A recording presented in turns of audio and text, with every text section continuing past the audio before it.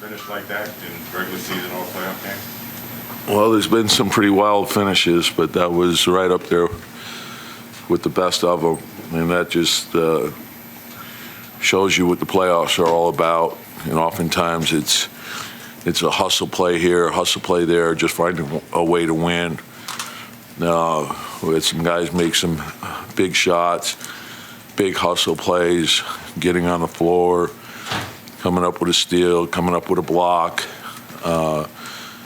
made free throws, and we needed it all. So, and we had a lot of contributions from different people. I thought Bogey came in, hit some big shots to start the fourth, and I thought Deuce gave us really good minutes. Josh was incredible. Donte, OG, big time plays down the stretch. The free throws, the rebounds, the hustle, and that's what you need. You got to be a team, and I feel that's what we are. You always talk about 48 minutes you got to play. 47 and 30, things aren't going right. Just for the guys to be down 5 with 27 seconds left, pull it out like they did. Yeah, I think to have the right mindset, the mentality, to be mentally tough when you're facing adversity, and then whatever's necessary to be able to accomplish that and overcome whatever's in front of you. And that's a tribute to all those guys, the way they work every day. Coach, Tom, when you're watching that thing unfold, I think it took like 14 seconds to turn a 5-point deficit into a 1-point lead. I mean, what is going on in the coach's head that whole time? Well, I know I would say this tongue-in-cheek that the writers always think the games are over. I never think the games are over. So, and it shows you, you can make up ground very quickly. It's, a 3 goes in and you get a steal, you get another 3. They miss a couple, and the next thing you know, it's the game changes, and that's how quick it can change. And and you need good fortune. Sometimes the ball bounces your way, and that's. We had a couple that bounced around the rim and went in. So that's part of it too. Can you talk about Jalen's mentality? He had missed a lot of shots, just kept going for it, and then hits that shot in the corner, which is like it doesn't all happen. Probably that doesn't happen. Yeah, I just love the way he's wired, and so just keep going, and you never know when something changes. And I don't know, he's rebounding the ball, he's playmaking, he's not hesitating. Look, they're paying a lot of attention to him, which is opening up other things for us. So just keep going, and that's what I love. And I want all our guys like that. And Josh was unbelievable the whole game, and I thought Isaiah had a monster game for us as well. Yeah, Tom, with Isaiah specifically, the second half, third quarter, you were really involving him in some of your guys' actions. Yeah. What was working so well there? Yeah, just him moving around, being active, triggering action, us cutting off them. Then they're loaded up on Jalen pretty good. So find the pocket and play out of the pocket, and he's very good playing out of the pocket. So understanding what's going on, what we can try to take advantage of. They're a heck of a team, and we know we got to play for 48 minutes against them. Tom, hope you and Donte talked before the game about him not being deterred by game one. Just what is his mentality? He's a pro's pro, and the thing is he's a great teammate too, and that's all these guys are. So everyone wants to play, everyone wants to get their minutes and finish, but you have to sacrifice and put the team first. So some nights it's somebody else, and if it's somebody else, you got to support them, and whatever gives us the best chance to win, that's what we want everyone involved with. Coach, Josh has become the heartbeat of the team. Can you just talk about 48 minutes and his will not to lose? Yeah, and I think, and that's a good way to describe it. I think he gives the team toughness, real toughness, and so it's a big part of the fabric of this team. And I think his teammates appreciate, coaches, organization, our fans do, but he gives his all on every play, and so he makes things happen. You need a steal, he gets a steal. You need a big rebound, you get a big rebound. Oftentimes he's leading the break. And he too, if something doesn't go his way, he never hangs his head. He just comes back the next time and, tries to make it better. Coach, your thoughts when they went into a zone and how you counteract that? Yeah, just, so we've seen it. We've played them a lot. We know it's coming, right? Hit the gaps, trust each other. You open, shoot, go after the, we always think you force the defense to collapse. It doesn't matter what zone or man, get it into the paint. Once it collapses, trust the pass, create open shots for each other. If you're open, shoot it. And then a big part of attacking the zone is the offensive rebounding piece.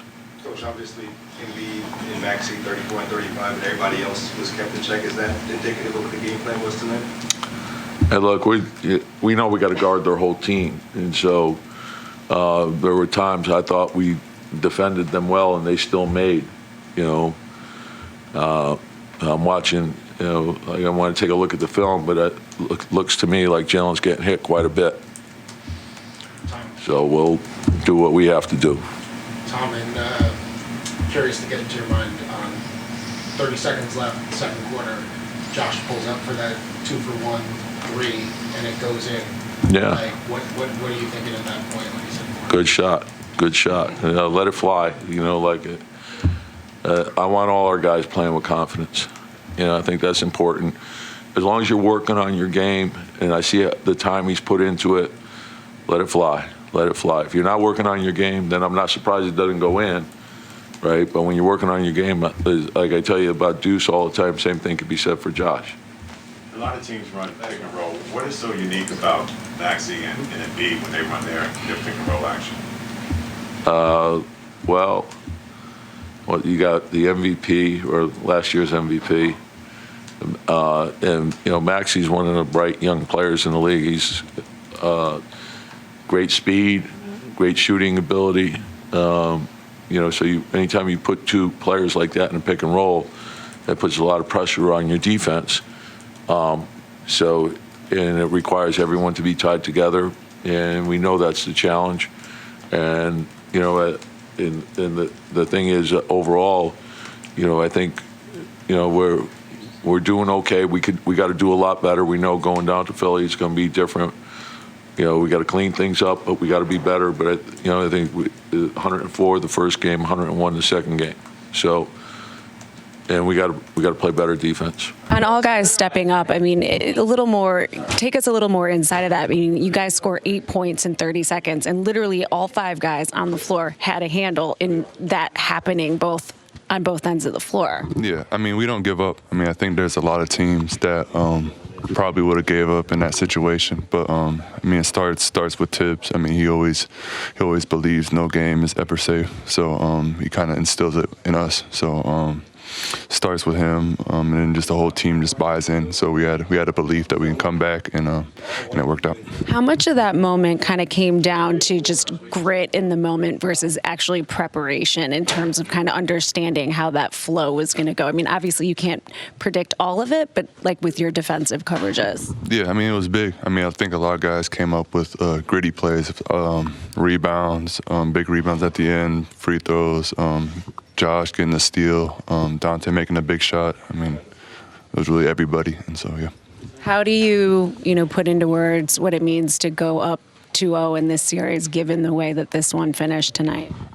Doesn't mean much. I mean, the job isn't finished. I mean, it's only 2 games, so you have to win 4 to get done. So we're just going to keep going day by day and just approaching like that, because I feel like when you get too loose, that's when teams come back.